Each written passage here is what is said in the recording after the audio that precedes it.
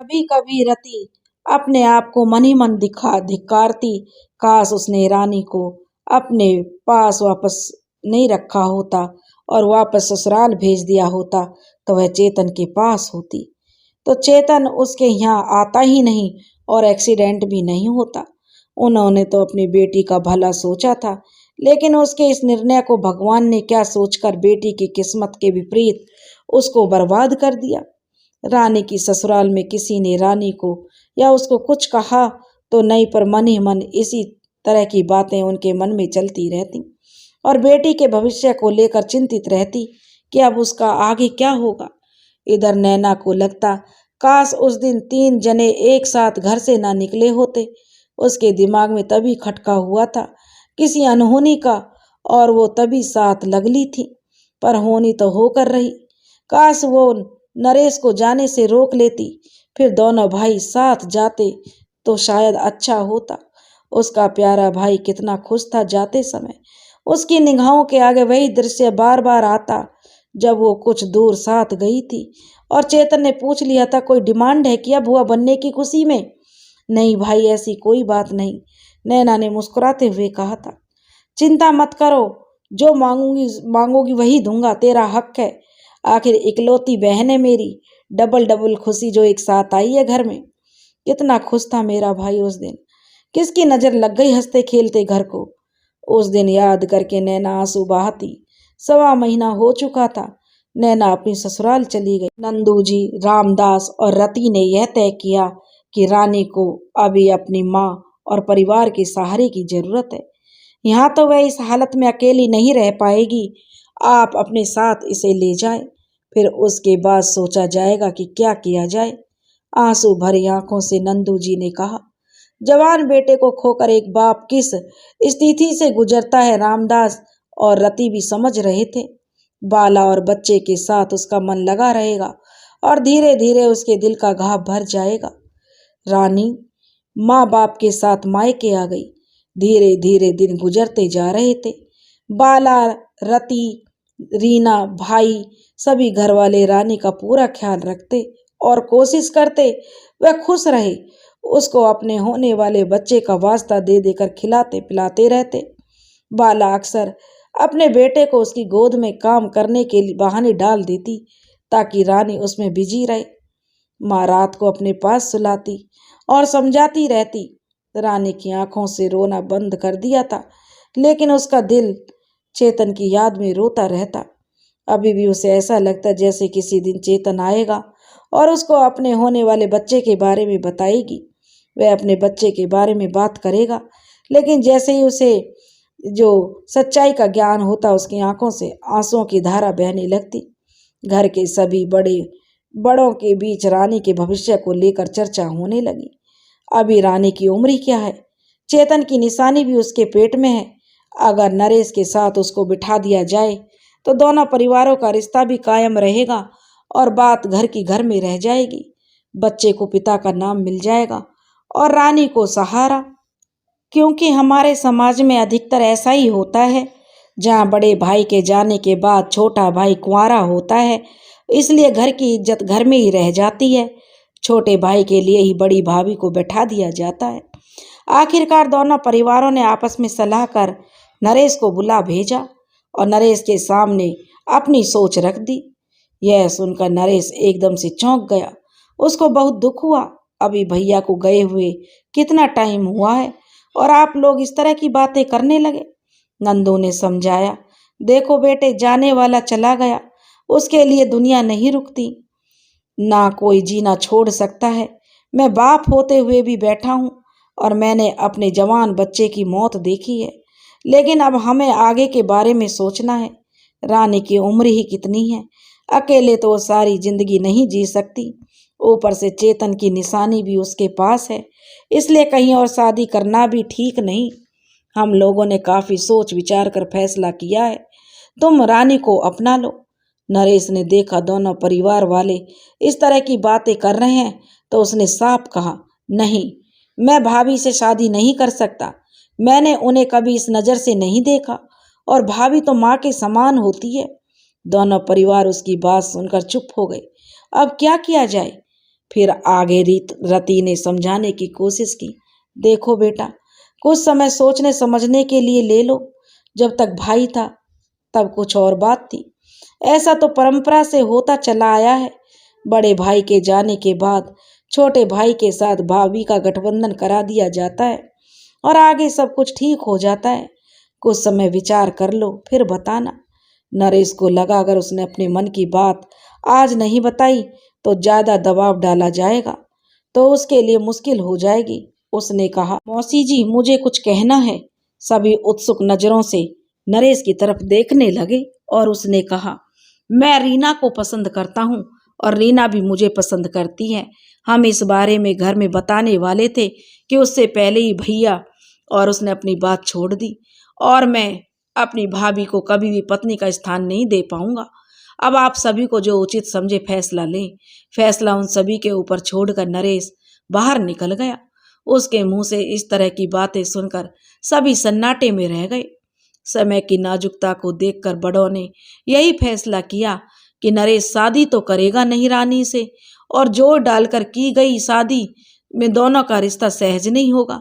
तो बेहतर यही है कि नरेश की शादी रीना से कर दी जाए ताकि वह आगे भी रानी की देखभाल कर सके और ध्यान रख सके।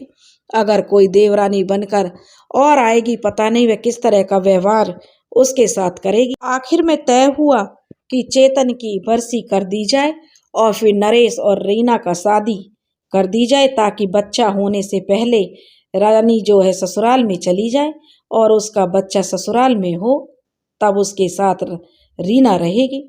उधर कुछ दिनों से कुंदन का मन पढ़ाई में बिल्कुल नहीं लग रहा था। उसकी आंखों के आगे रानी और चेतन छाए रहते। कभी आखिरी समय में देखा चेतन का चेहरा और रानी का नाम पुकारना ध्यान आता तो कभी रानी और चेतन के लिए बिलखता चेहरा। कुंदन को अपने आप को बड़ा समझाया और पढ़ाई में दिल लगाने की कोशिश की, लेकिन फिर भी बीच बीच में उसे रानी की याद आ जाती। जब उसकी परीक्षाएं हो रही थी वह रानी का हालचाल पूछने गांव पहुंच गया। उसे पता ही था कि रानी मायके में ही रह रही है। जब रानी से मिलने पहुंचा तो रानी का हाल देखकर दुखी हुआ, लेकिन उसके हाथ में कुछ नहीं था। उसने रीना को देखा जो प्रसन्न लग रही थी और तब बातचीत से उसे पता चला रीना का रिश्ता नरेश के साथ पक्का हो गया है। पहले रानी के लिए बात हुई और नरेश ने मना कर दिया। सुंदर को यह सुनकर कुंदन को कुछ अनमना सा महसूस हुआ, लेकिन रीना के चेहरे से की जो चमक देखकर वह समझ गया रीना इस रिश्ते से खुश है। उसने अपने मन को धिक्कारा कि वह क्यों इस तरह की बातें सोचता है। दरवाजे पर उसकी माँ रति खड़ी थी। जब उसने कुंदन को देखा तो वह उसे अंदर ले गई और उससे कहा, बेटा रानी की तबीयत बहुत खराब रहती है, वह उसको जरा समझाना।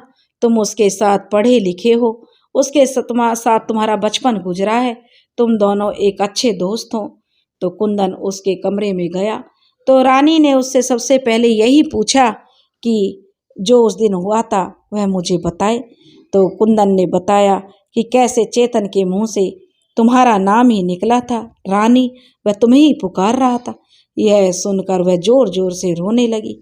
आज भी वह यही सोच रही थी कि चेतन उसे कितना प्रेम करते थे, जो आखिरी वक्त में भी मुझे ही पुकार रहे थे। वह चेतन को याद कर कर जोर जोर से रोने लगी। आज उसका मन कुंदन की बातें सुनकर हल्का हो गया था। इधर चेतन की बरसी हुई और इधर रानी के 8 माह पूरे हुए। फिर रीति रिवाज के साथ साधारण तरीके से शादी कर जो रीना भी ससुराल आ गई। उसके 1 हफ्ते बाद ही रानी भी ससुराल पहुंच गई। जापे के लिए बड़ी बुआ को बुला लिया गया था। शादी में नैना भी आई थी। उसकी गोद में भी अब एक बेटा आ चुका था। 9 महीने होने वाले थे और कभी भी रानी माँ बन सकती थी। सभी सोच रहे थे कि लड़का हो जाए तो चेतन की कमी जो पूरी हो जाएगी। सोचेंगे कि बड़े पैरों से गया और छोटे पैरों से आ गया, लेकिन सबका सोचा हुआ कहाँ पूरा होता है। होता वही है जो ऊपर वाले ने सोचा है। समय से रानी ने एक कन्या को जन्म दिया। सभी लोग ठंडी सांस लेकर जो रह गए। नंदू जी का चेहरा तो बिल्कुल मुरझा गया। काश पोता हो जाता तो तसल्ली कर लेता कि मेरा बेटा दोबारा आ गया। माता पिता ने भी जो बुझे मन से जो चुप रह गए। रानी की क्या किस्मत लेकर आई है, इतनी छोटी उम्र में विधवा हो गई और ऊपर से कन्या का जन्म, कैसे अपना जीवन काटेगी। पर नरेश खुश था। उसने सबको कहा, भैया की अंतिम इच्छा पूरी हो गई, हमें खुश होना चाहिए। भैया ने नौकरी पर जाते समय मुझसे कहा था कि उसे तो एक गोल मटोल गुड़िया चाहिए, बिल्कुल तेरी भाभी जैसी। सुनकर सब चुप्पी साध गए। बूढ़ी बुआ के कहने पर कि इसकी शक्ल तो बिल्कुल चेतन जैसी है, जब वो हुआ था तो बिल्कुल ऐसा ही था। तो नंदू ने उसे अपनी गोद में ले लिया और चेहरा देखकर फबक फबक कर रो पड़े। चेतन की चांदनी आई है, उसके मुंह से निकला। अब सब ने इसी में संतोष मान लिया कि ईश्वर की जो मर्जी है, भला उसके आगे किसकी चली है। जो ईश्वर चाहे वही होता है। अब चांदनी के सहारे रानी का जीवन आगे बढ़ने लगा। चेतन की छवि उसे में निहारते हुए रानी समय की धारा में आगे बढ़ी जा रही थी। ना तो उसका घर की किसी चीज में कोई मतलब था और ना ही समाज की और व्यवहारिकता से। नरेश उसका बहुत ख्याल रखता, लेकिन गुजरते समय के साथ साथ कभी रीना को इस बात का बुरा लगता कि नरेश उससे ज्यादा रानी का ख्याल रखता है। औरत जब औरत होती है तब वह सिर्फ औरत ही होती है और अपने ही बारे में सोचती है, और जब वो रिश्ते में बंधी होती है तो वह रिश्ते को निभाती है, रिश्तों में ही खप जाती है, उसमें ही जीती और उसमें ही मरती है। यहाँ यही हो रहा था। जब रीना बहन की नजरों से सोचती तो उसको अपनी जीजी के दुर्भाग्य पर तरस आता और मन दुखी हो जाता। उसकी बड़ी बहन के साथ बहुत बुरा हुआ। भगवान ने उसकी किस्मत में क्या लिखा था, उसने उसके साथ ऐसा क्यों किया। उसका व्यवहार उसके प्रति सहानुभूति से भरा होता, लेकिन जब वह नरेश को रानी और चांदनी का ध्यान रखते हुए देखती तो वो एक पत्नी की ईर्ष्या उसके मन में कहीं आकर बैठ जाती और उसे ऐसा लगता मानो नरेश उससे ज्यादा रानी को प्रेम करता है और उसी का आदर मान करता है, बस उसी का ज्यादा ख्याल रखता है और उसका हक जैसे मारा जा रहा है। नरेश कभी कभी उसे प्यार से समझाता, तब कुछ समय के लिए उसके में जो बहन वाला प्यार जग जाता, वह ठीक रहती, लेकिन जल्दी फिर पत्नी और घर की मालकिन वाली इच्छा उसमें घर कर जाती। इस समय वह भूल जाती कि रानी उसकी बड़ी बहन और नरेश की भाभी है। चेतन के जाने के बाद उसका ध्यान रखना नरेश और रीना की जिम्मेदारी है। ससुर को भी रानी के प्रति नरम देखते हुए कभी कभी रीना अपने को उपेक्षित समझती, और जब भी नैना आती तो वह भी रानी से ज्यादा मान करती, रानी के ही पास घुली मिली रहती, उसका ख्याल रखती, हमेशा उसके पास रहती। रीना को यह बिल्कुल भी ना सुहाता कि उसकी उपेक्षा उसकी बहन को ज्यादा महत्व दिया जा रहा है। उसके मन में नकारात्मक विचार आ जाते, अगर उसकी बहन के साथ भगवान ने गलत किया तो इसमें उसका क्या कसूर, उसको इतना महत्व क्यों नहीं दिया जा रहा, उसको घर की बहू का पूरा मान सम्मान क्यों नहीं मिल रहा। रानी जीजी तो अब गृहस्थी भी नहीं संभालती, मैं ही सब कुछ देखती हूँ, फिर भी सब जीजी के आगे पीछे घूमते हैं।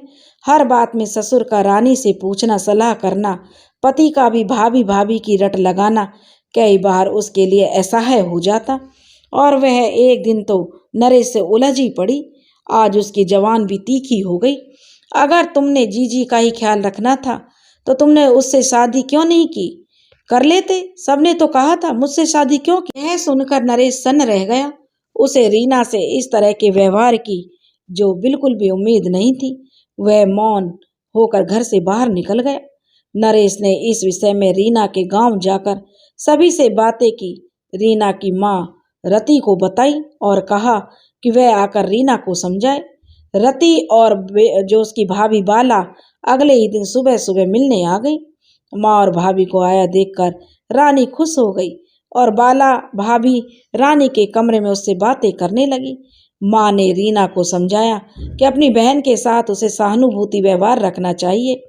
यही सोचकर तो हमने तेरी शादी नरेश से की थी, अगर कोई और आ जाती तो पता नहीं मेरी बेटी का जीना हराम कर देती, लेकिन अगर तू ही अपनी बहन और भांजी का ध्यान नहीं रखेगी तो हम किसी और से क्या आशा करेंगे। लेकिन माँ, मैं तो नरेश की पत्नी हूँ, उसके प्यार पर मेरा हक है ना, उसे मुझसे प्यार ही नहीं है बस जीजी और चांदनी के आगे पीछे लगा रहता है। रानी ने अपना रोष जताया। अगर तुमसे प्यार ना होता तो रानी से शादी क्यों मना करता। उसने सभी की बात ना मानकर तुम्हें महत्व दिया, ये तो तुम जानती हो। पर चेतन के न रहने से वो बस अपनी जिम्मेदारी निभा रहा है। तुझे तो खुश होना चाहिए कि ऐसा पति मिला जो तुझसे प्यार करता था और तेरा ही हाथ थामा, साथ ही तेरी बहन का भी ध्यान रखता है। अभी चांदनी इकलौती बच्ची है, घर में तो सबका ध्यान उस पर है। कल को तेरे बच्चे होंगे तो क्या उनको सब प्यार नहीं करेंगे। माँ के समझाने पर रीना थोड़ी लज्जित हुई और उसने माँ से वादा किया कि वह आगे से ध्यान रखेगी, लेकिन नरेश को भी वह उसकी इच्छाओं का ख्याल रखना चाहिए। कहने को तो रीना ने माँ से कह दिया, लेकिन अंदर ही अंदर रीना को यह बात बहुत बुरी लगी कि नरेश ने उसकी शिकायत उसकी माँ से की और वह कभी कभी नरेश से झगड़ जाती। इसी तरह दिन बीत रहे थे।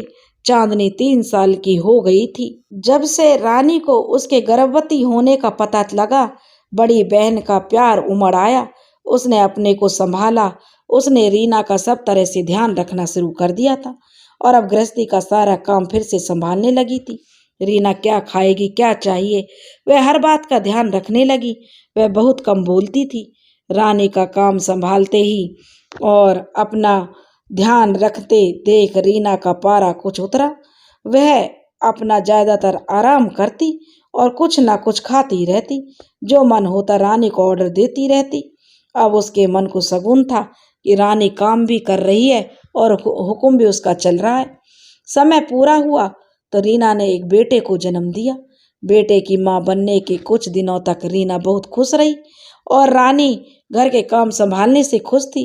उसको काम से आज़ादी मिली, वह आराम से रह रही थी। लेकिन कुछ समय बाद रानी का घर का सभी काम अपने हाथों में लेना उसे अखरने लगा, क्योंकि अब कोई काम होता तो नरेश और नंदू जी रानी को आकर कहते।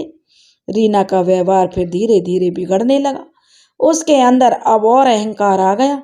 उसका पति कमाता है और वह भी एक बेटे की माँ है और आगे चलकर इस वंश को आगे बढ़ाएगा और इस घर में अब उसी का शासन चलना चाहिए। रीना को माँ बने 6 महीने हो गए थे, लेकिन अभी तक उसने घर के काम करने आरंभ नहीं किए थे। वो बस अपने बच्चे में मगन रहती। मर्जी के खिलाफ कुछ भी बनता या काम होता उसी पर हंगामा कर देती। अब वह बात बात पर रानी और नरेश से भी झगड़ने लगी थी। रानी छोटी बहन समझकर टाल दिया करती, चुप लगा जाती और अकेले कमरे में बैठ चेतन को याद करती और अपने जो रोने लगती। किसी को अपना दुख नहीं दिखाती थी, फिर चुपचाप काम में लग जाती। नंदू जी सब कुछ देख रहे थे, पर क्या करे समझ नहीं आता। अब रीना इतनी उद्दंड हो गई थी कि नंदू की बैठक तक आवाज पहुंचने लगी थी। बाहर बैठक में उसकी आवाज सुन नंदू रीना के व्यवहार से असंतुष्ट हो गए थे। आज तो वह है, कल को जब वह नहीं रहेंगे तब रानी और उसकी पोती चांदनी का क्या होगा। ये चिंता उन्हें सताने लगी। देवर कितना भी अच्छा क्यों ना हो, धीरे धीरे अपने बच्चों और पत्नी के मुंह में फंसी जाता है, फिर पत्नी के कहे में आ जाता है। अब नरेश भी बाप बन गया है, उसने भी रानी का ध्यान रखना छोड़ दिया है। यह प्रश्न नंदू को बड़ा परेशान कर रहा था और फिर वह रानी के गांव उसके माँ बाप से मिलने पहुंच गए। परिस्थितियों को मद्देनजर यह सलाह मशविरा करने लगे कि अगर रानी राजी हो जाए तो उसका घर वर देखकर उसकी दूसरी शादी कर दी जाए। चेतन को गए 4 साल हो गए। अब रानी फिर से गृहस्थी संभालने लगी है और अपनी प्रॉपर्टी का आधा हिस्सा उन्होंने चांदनी के नाम पर कर दूंगा। नंदू जी ने रामदास के आगे अपने विचार रखे। रीता और रामदास ने अपनी दूसरी बेटी की इस हरकत पर बहुत शर्मिंदा थे। वे नंदू जी से माफी मांगने लगे। हमें माफ कर दीजिए, रीना में अभी बचपना है, उसे समझाएंगे। रामदास हाथ जोड़कर कहता। शायद उसके मन में यह बात घर कर गई थी कि ससुराल में उसे कोई महत्व नहीं देता, इसलिए वह कुछ असंतुष्ट है। शादी के बाद पति पत्नी का पूरा ध्यान चाहती है और यह रीना की जिम्मेदारी निभानी पड़ी गई और नरेश का ध्यान बंटना उसे परेशान कर गया। रति ने औरत सुलभ स्वभाव की विवेचना कर रीना का बचाव करने की कोशिश की। ऐसे उन्हें इस तरह के व्यवहार की रीना से कतई उम्मीद नहीं थी। इससे तो कोई और देवरानी आ जाती तो भी ठीक था। रीना रानी को और दुख पहुंचा रही है, यह देखकर कहीं नरेश नाराज हो गया तो पति पत्नी का रिश्ता वैसे बिगड़ जाएगा। बाला ने अपनी सास रति की सलाह दी कि रानी को कुछ दिन के लिए हम यहाँ बुला लेते हैं। हो सकता है नरेश के साथ अकेले रहकर उन दोनों के रिश्ते गहरे हो जाएं और रीना के मन में जो असुरक्षा की भावना वह दूर हो जाए। जब नरेश का पूरा ध्यान और साथ मिलेगा तो उसकी गलतफहमी दूर हो जाएगी और उसका व्यवहार बदल जाएगा। अपने पति और बच्चे के साथ संतुष्ट रहेगी। शायद अपने प्यार को बढ़ता देख रीना दुखी और असंतुष्ट है, इसी वजह से इस तरह का व्यवहार कर रही है। एक औरत बहुत मुश्किल ही अपना प्यार किसी और के साथ बांट पाती है। रीना भी उसी स्थिति से गुजर रही है और हम यहाँ रानी जीजी का मन टटोलेंगे और अच्छा से जो कोई लड़का देखकर अगर अच्छा घर परिवार मिलेगा तो उसे शादी के लिए मना लेंगे। बाला ने नारी सुलभ व्यवहार बताकर रीना को नादान बता दिया, पर मन ही मन उसे पता था रीना स्वभाव से उग्र है और उसे समझना आसान नहीं है। रानी को वहां से बुला लेना ही ठीक है। सभी को बाला की बात सही लगी और भलाई इसी में थी। विचार विमर्श के बाद नंदू जी वापस लौट गए। बाला की बात मानकर अगले दिन रामदास ने बेटे को रानी को बुलाने के लिए भेज दिया। जब भाई रानी को लेने आया तो रानी बहुत खुश हुई। उसे लगा वो अपनी गृहस्थी में अकेली सम्राज्ञी होगी। अब ना किसी की रोक टोक होगी और ना जिम्मेदारी। नंदू जी तो पहले ही घर के बाहर बैठक में रहा करते थे। अंदर क्या हो रहा है क्या नहीं हो रहा उससे उनका कोई वास्ता नहीं।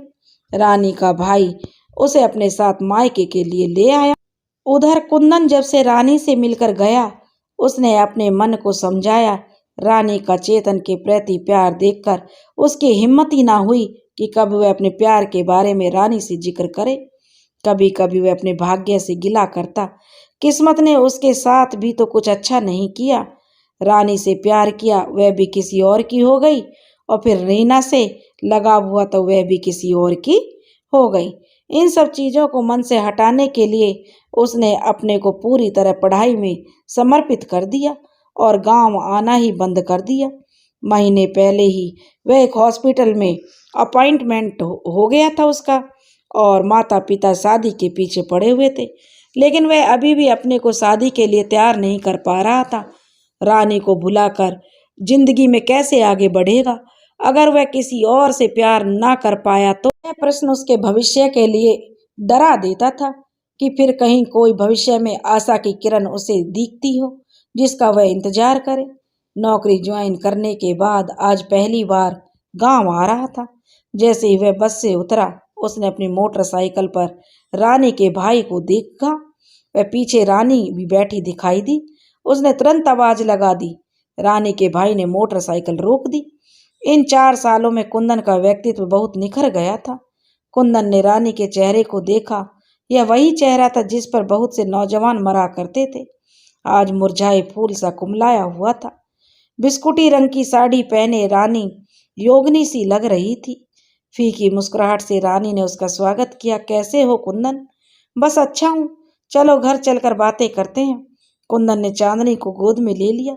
बहुत प्यारी है, मैं इसी से बातें करता हुआ आ जाऊंगा, तुम लोग चलो।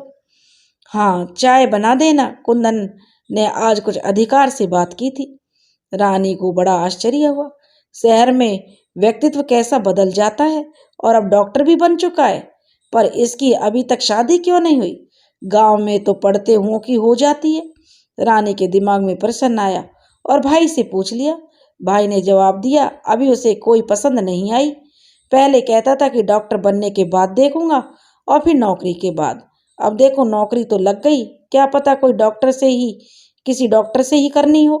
अब मुझे ही देख लो, मुझसे पहले तेरी और रीना की शादी हो गई और मैं अभी तक कुंवारा बैठा हूँ। भाई ने हंसते हुए कहा तो रानी के चेहरे पर हल्की सी मुस्कुराहट आ गई।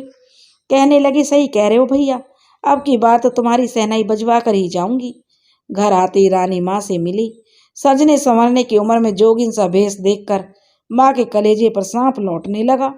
रानी की दूसरी शादी करनी ही होगी, वरना इतना लंबा जीवन कैसे काटेगी। सोचते हुए वो रीना नरेश का हाल पूछने लगी। हालांकि उन्हें सब पता था, पर रानी को ना पता लगे यही बात उनके मन में थी। रानी की आवाज सुन बाला भाभी भी कमरे से बाहर आ गई।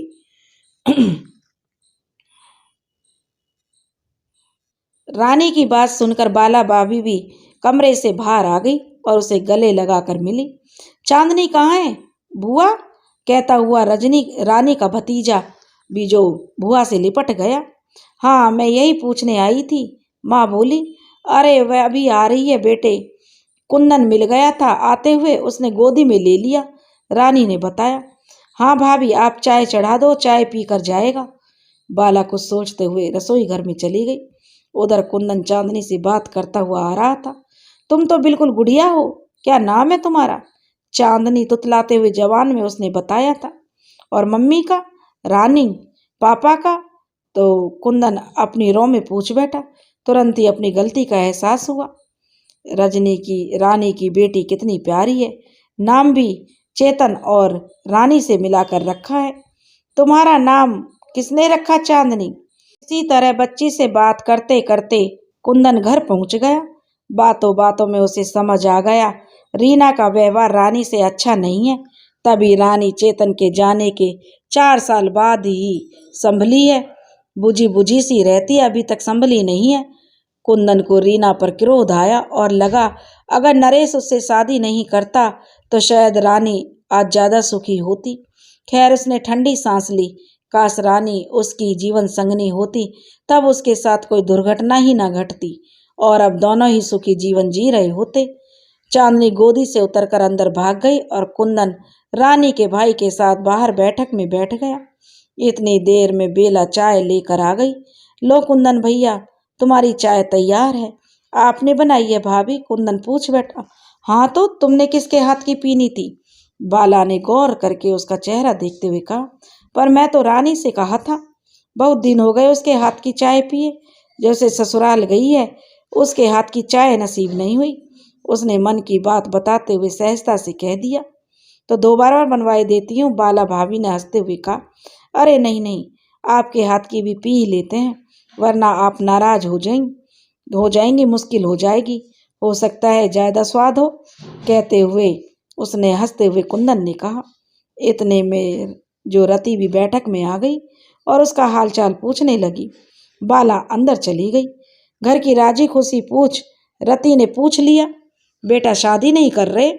बस चाची, अभी कोई लड़की जमी नहीं, उसने टालते हुए कहा। मुझे बताओ कैसी लड़की चाहिए तुम्हें? हो सकता है मेरी नज़र में कोई नाते रिश्तेदारी में हो, रति ने पूछ लिया। मेरी नज़र में तो एक ही लड़की है चाची, जो सर्वगुण संपन्न है। वैसी कोई हो तो बताओ, रति ने उत्सुकता से पूछा। कौन? रानी जैसी, सूरत और सीरत दोनों में खूबसूरत। रति का तो चेहरा ही बुझ गया। बेटे, क्या सूरत और क्या सीरत, जब किस्मत ही अच्छी ना हो। भगवान किस्मत अच्छी दे, चाहे सकल सूरत से अच्छी ना दे, ठंडी सांस लेते हुए रति ने कहा। वैसे रानी के लिए कोई लड़का है तुम्हारी निगाहों में? कब तक वह अकेले इस तरह जीवन काटेगी? कोई शहर में, गांव में, रिश्तेदारी में हो तो बताना, दूजिया भी चल जाएगा। किसी के बच्चा भी हो तो हम, रानी की भी तो एक बच्ची है, माँ ने कहा। हाँ, अगर कोई बेटी रखने को राजी ना हो तो उसे हम पाल लेंगे, पर रानी का जीवन संभर जाए। उसको देखकर कलेजा मुंह को आता है। हमेशा उसकी ही चिंता लगी रहती है। अगर इसका भविष्य संवर जाएगा तो मैं गंगा नहा लूं। दुखी स्वर में उसने अपने मन की बात कुंदन के सामने रख दी और कुंदन चुपचाप सुनता रहा। ठीक है, अब मैं चलता हूँ चाची, घर वाले भी इंतजार देख रहे होंगे। महीने बाद आया हूँ नौकरी लगने के बाद। ठीक है बेटा, आते रहना, रानी का मन भी लगा रहेगा। ठीक है चाची, कहता हुआ कुंदन चला गया। लेकिन कुंदन की प्रतिक्रियाएं और बातें बाला दरवाजे के पीछे से देख रही थी।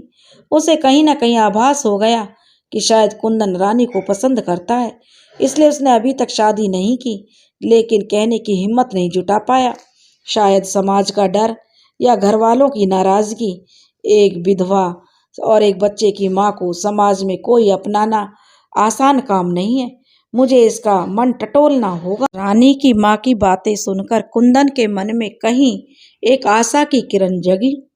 रानी की शादी करने के लिए उसके मायके वाले और ससुराल वाले दोनों राजी हैं। उसका रिश्ता वह कभी नहीं ठुकराएंगे, लेकिन इसके लिए उसे अपने घर वालों को भी तो मनाना पड़ेगा। पर ऐसा कैसे होगा? लेकिन रति की बातों ने और इस छोटी सी आशा ने उसके अंदर आत्मविश्वास भर दिया। अब उसने घर पहुंचते पहुंचते निश्चय कर लिया कि वह शादी करेगा तो रानी से ही। इसके लिए चाहे उसे कुछ भी करना पड़े, किसी का भी सामना करना पड़े, अब वह अपने माँ बाप को मना लेगा। वैसे भी रानी जैसी लड़की को कौन अपने घर की बहू नहीं बनाना चाहेगा? आखिर कमी क्या है उसमें? एक प्रेमी का मन सामाजिक रूप से रानी में आई कमी को स्वीकार नहीं कर रहा था। उसमें कोई कमी नहीं है, जबकि समाज में विधवा होना और एक बच्चे की माँ होना ही अपने आप में एक बहुत बड़ी कमी है। जैसे ही वह घर पहुंचा, माँ ने उसे गले लगा लिया और कहा, कहाँ रह गया था बेटा? अभी तक मैं घंटे से इंतजार कर रही हूँ। माँ ने शिकायती लहजे में लाड लड़ाते हुए कहा। तो कुंदन ने कहा, माँ, रास्ते में रानी ससुराल से आते हुए मिल गई थी, तो थोड़ी देर वहां रुक गया उसका हालचाल पूछने। सुनकर उसकी माँ भी अफसोस जताने लगी। हाय, कितनी प्यारी सुंदर बच्ची थी, पर उसकी तो किस्मत खराब है। पता नहीं ईश्वर ने क्या सोचकर उसकी किस्मत लिखी थी। हाँ माँ, कुंदन ने कहा। अब उसके घर वाले उसकी दूसरी शादी के लिए सोच रहे हैं।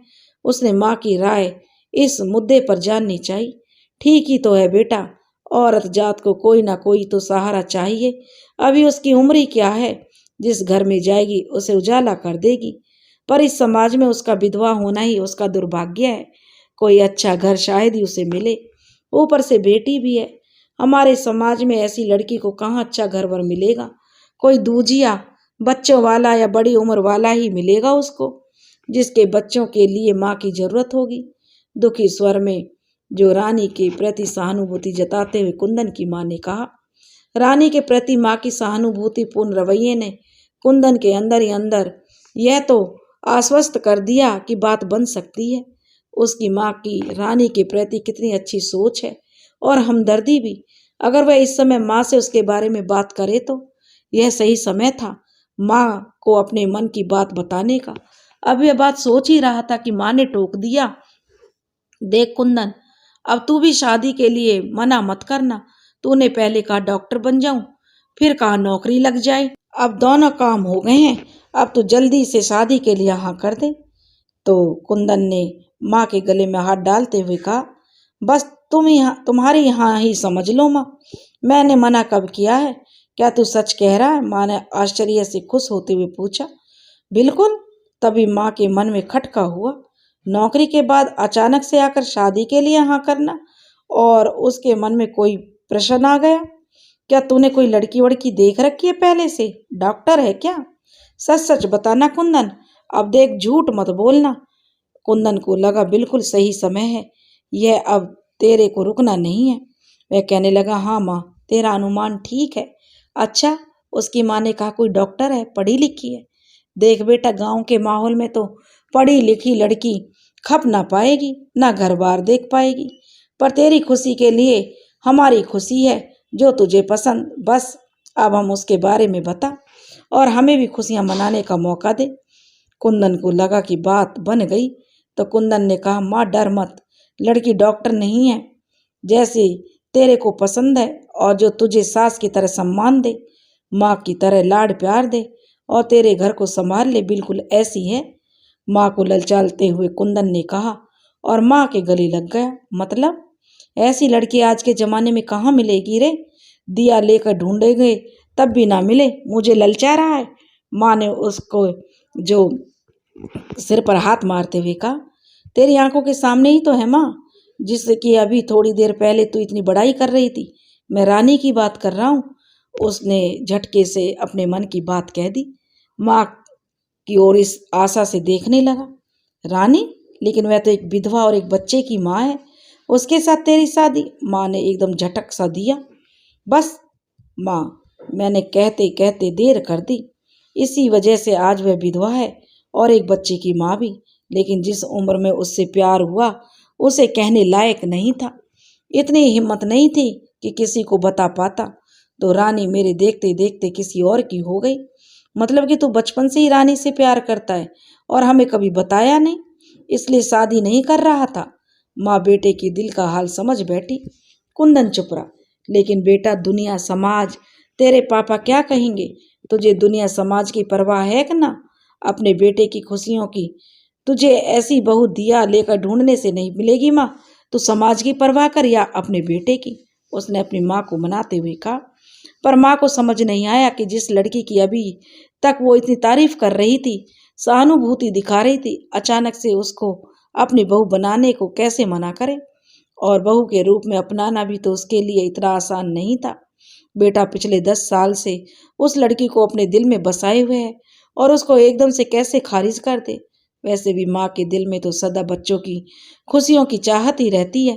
वह समझ गई जिसके लिए कुंदन ने 10 साल इंतजार किया, अब वह मना करने पर कहीं आगे शादी ही ना करे। यह सोचकर अंदर ही अंदर वह कुछ हद तक उसने अपने को रानी को अपनाने के लिए मना लिया। लेकिन तेरे पापा इस रिश्ते के लिए कैसे मानेंगे? उसने आखिरी बहाना बनाया। उन्हें क्यों नहीं मानेंगे, मैं मना लूंगा। और उसमें बुराई ही क्या है? मैं तो उसे बचपन से देखा है। दरवाजे पर ना जाने कब से माँ बेटे की बातें सुनकर जो मुखिया जी के आंगन में आते हुए कहा, अरे आप कब आए? आपने सब सुन लिया? मुखिया जी की पत्नी ने हैरान होते हुए कहा, रामदास मेरा दोस्त है और मैं इस गांव का मुखिया भी। अगर मैं ही समाज में जो इन व्यापक बुराइयों से नहीं मिटाऊंगा तो कौन पहल करेगा? मुझे अपने बेटे के फैसले पर नाज है। मैं खुद जाकर रानी के घर पर बात करूंगा। मुखिया जी ने बेटे के फैसले से सहमत होते हुए अपनी पत्नी को जवाब दिया। जिस बात को कुंदन को बड़ा समझ रहा था कि कैसे माँ और बाप को मनाएगा, वह बात ही बातों में बात बन गई। कुंदन को समझ नहीं आ रहा था कि कैसे अपने दिल की खुशी को व्यक्त करे। झट से उसने अपने पापा के पैर छू लिए और उनके गले लग गया। आप दुनिया के सबसे अच्छे पापा और माँ हो, तुम्हारा तो कोई मुकाबला ही नहीं माँ। माँ के गले से लगते हुए उसने कहा। मुखिया जी का चेहरा गर्व से दमक रहा था। आज उनके बेटे ने जो फैसला लिया था वह गांव समाज के लिए एक मिसाल थी। चाहे कारण अपनाने का जो भी हो, शुभ कार्य में देरी क्या। शाम को जाकर नीमा जी रामदास से मिले मुखिया जी, और मुखिया जी ने कुंदन के दिल की बात बताई तो कुंदन का दिल तो जो बल्लियों उछल रहा था। वह तो बहुत खुश था कि उसके माँ बाप कितने आसानी से मान गए। उधर बाला भाभी जो रानी को समझाकर उसका मन टटोल रही थी कि उसे दूसरी शादी के लिए हाँ करनी चाहिए या नहीं। चेतन की यादें तो उसके जीवन में हमेशा रहेंगी, लेकिन चांदनी को भी अपने पापा का प्यार चाहिए। उसे भी अपना एक जीवन साथी चाहिए जो उसके दुख सुख में उसका साथ निभा सके। अभी उसकी उम्र ही कितनी है। आगे रीना और नरेश का व्यवहार कैसा रहेगा यह कौन कह सकता है। रानी चुपचाप सुन रही थी, समझ भी रही थी। अच्छा रानी, एक बात बताओ, कुंदन कैसा लड़का है? मेरा मतलब बातचीत व्यवहार में। बाला भाभी ने रानी से पूछ लिया। कुंदन क्यों? वह तो बहुत अच्छा है, मैंने बचपन से ही देखा है। कहीं रिश्ते की बात चल रही है क्या उसकी? आपके मायके में कोई लड़की है क्या उसके लायक? रानी ने प्रश्न किया। तुम जानती हो उसने अभी तक शादी क्यों नहीं की? बाला भाभी ने कहा। मैं क्या जानूं भाभी, मैं तो शादी होकर अपने ससुराल चली गई, कभी इस मुद्दे पर कोई बात ही नहीं हो पाई। मुझे लगता है वह किसी से प्यार करता है, तभी उसने अभी तक जो है शादी नहीं की। बाला भाभी ने रानी के चेहरे पर जो अपनी नजरें गड़ाए हुए कहा। हो सकता है शहर में पढ़ता है। रानी ने कहा, वहां कोई पसंद आ गई होगी और अभी घर में ना कह पाया हो। रानी ने सोचते हुए कहा। बाला भाभी समझ गई कि कुंदन के मन में उसके बारे में कुछ नहीं पता। अगर कुंदन तुमसे शादी करना चाहे तो अचानक बाला भाभी ने पूछ लिया। कैसी बातें कर रही हो भाभी आप? मुझसे क्यों शादी करना चाहेगा भला? रानी उसके प्रश्न पर हड़बड़ा गई। उसके आने से आपने कुछ गलत मतलब निकाल लिया क्या? बचपन से हम दोनों साथ रहे हैं, छोटे भैया के साथ का ही तो है वो। दोनों साथ साथ पढ़ते लिखते थे और मैं भी स्कूल जाती थी, घर आता जाता था। थोड़ा सा अपनापन हो गया। शुरू में ही भैया से ज्यादा मेरा ध्यान रखता था स्कूल में भी। बाला भाभी ने बात संभाली। मैं तो बस ऐसे ही पूछ रही थी क्योंकि उसने अभी तक शादी नहीं की और आज आपके हाथ की चाय पीने की इच्छा जताई तो मुझे लगा शायद तुम भी उनकी पसंद रही हो। तभी जो रति आ गई और बाला जो बाहर चली गई, उसने भी आगे बात बढ़ाई। देख बेटा, पता नहीं हम माँ बाप कितने दिन बैठे हैं, आगे भाइयों का कुछ पता नहीं, और भाभियां भी पहले अपनी गृहस्थी देखती हैं, उनका भी भविष्य में कैसा व्यवहार होगा कह नहीं सकते। इसलिए हम सभी ने मिलकर सोचा है तुम्हारे लिए दूसरी शादी करना ही ठीक है। तुम हाँ कहो, मन बनाओ, हम तुम्हारे लिए लड़का देखें। हम तुम्हारी गृहस्थी बसी देखना चाहते हैं, इस जोगन के भेष में नहीं, सजते संवरते खुश देखना चाहते हैं। और जैसे जैसे चांदनी बड़ी होगी उसको भी अपने पापा की जरूरत होगी, और अगर समय निकल गया तो फिर कोई अच्छा रिश्ता मिलना मुश्किल हो जाएगा। फिर अफसोस रहेगा कि समय पर फैसला क्यों नहीं लिया। अभी तुम्हारी उम्र ही कितनी है, कुल 19 साल है। समझ गई रानी। वो रानी समझ में आ रही थी बाला भाभी और माँ क्या कहना चाह रही हैं। पिछले कुछ दिनों से रीना का व्यवहार देखकर उन्हें चांदनी को लेकर चिंता लग रही है।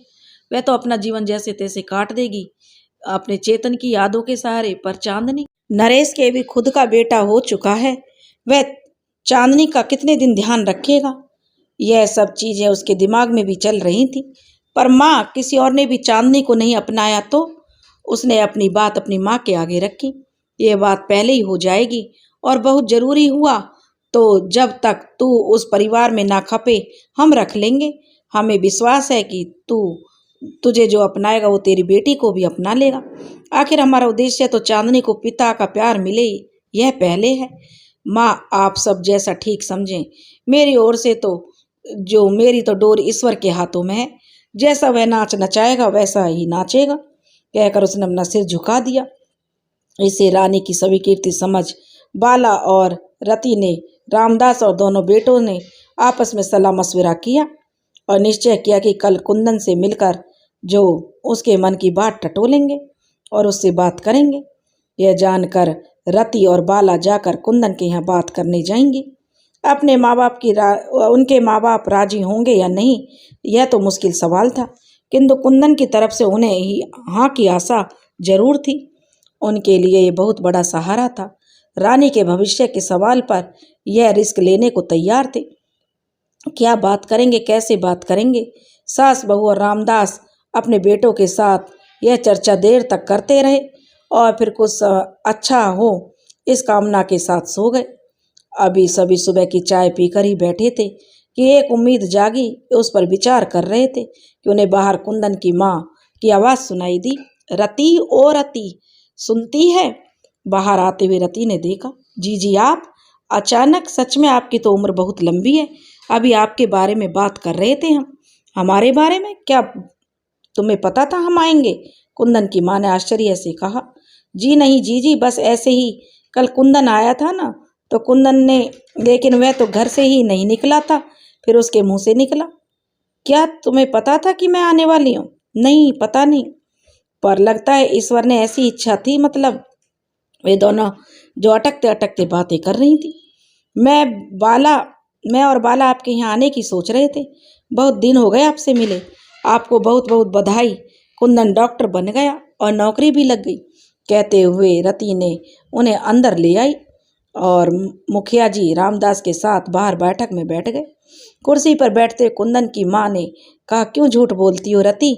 मुझसे मिलने नहीं, अपनी समधन से मिलने आने वाली थी तुम। जी, उन्हें समझ में कुछ नहीं आया कि अचानक ये कुंदन की माँ क्या कह रही है। रति का तो मुंह खुला का खुला रह गया। उन्हें ऐसी स्थिति में देखकर कुंदन की माँ बोली, अब मेरी बहू कहाँ है, कोई बताएगा? उनकी बात सुनकर बाला समझ गई कि घर जाकर कुंदन ने अपने रिश्ते की बात कर ली, जिसका सुखद नतीजा सामने आया। वह कुंदन की माँ के पैरों पर झुक गई और आशीर्वाद लेकर रानी को बुलाने अंदर चली गई। और फिर घर में खुशियों की महक भर गई। चारों तरफ जैसे उत्साह उमंग का वातावरण छा गया।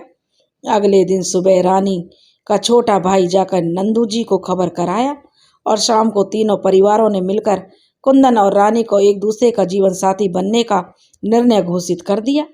आज रानी के जीवन की नई शुरुआत तीनों परिवारों के आशीर्वाद के साथ हुई। कुंदन ने रानी की उंगली में अंगूठी पहनाकर अपना नाम उसके साथ जोड़ दिया। रानी ने मुस्कुराते हुए सिर झुकाकर उसे अपनाने की मौन स्वीकृति दे दी। गुलाबी साड़ी में रानी का ये लजीला रूप कुंदन के हृदय में उसी रानी को फिर से जीवित कर गया जिसका वह दीवाना हुआ करता था। आज आखिर उसके सच्चे प्यार की जीत हो गई। मन ही मन वह ईश्वर का धन्यवाद कर रहा था। चांदनी अपने पापा की गोदी में बैठकर, आप मेरे पापा हैं, पहले आप कहाँ थे, शिकायत करते हुए बातें कर रही थी। सबसे ज्यादा खुश वही थी, उसे अपने पापा जो मिल गए। तुम्हारी मम्मी से लड़ाई हो गई थी, वो छोड़कर चली गई थी, कुंदन ने रानी की ओर देखते हुए कहा। अच्छा, ऐसे कहते हुए रानी की ओर देखा। फिर वह दोस्ती कैसे हुई? तुमने ही तो कराई है। जब तुम मेरी गोदी में आई तुम्हारी मम्मी मान गई। अच्छा, फिर तभी मम्मी ने आपका नाम गलत बता दिया ना? वह कुछ सोचते हुए चांदनी बोली। आपका नाम तो कुंदन है ना? और पर मम्मी ने तो मेरे पापा का नाम गलत नाम बता दिया। वह तो चेतन बता रही थी कि मेरे पापा चेतन है जो भगवान के पास चले गए, और मुझे तुम्हारे पापा बनने को कहा है। अच्छा, सच? तो तुम मेरे पापा हो? बिल्कुल सच, कुंदन ने उसके माथे को चूमते हुए कहा। बाप बेटी के इस वार्तालाप को देखकर जो रानी के चेहरे पर एक संतोषमयी मुस्कान खिल उठी। दोस्तों, एक विधवा औरत का जीवन सुधर गया और एक बेटी को एक पिता मिल गया। अगर आपको हमारी कहानी पसंद आई हो तो प्लीज़ हमारे चैनल को लाइक करें, सब्सक्राइब करें और शेयर करें। राधे राधे।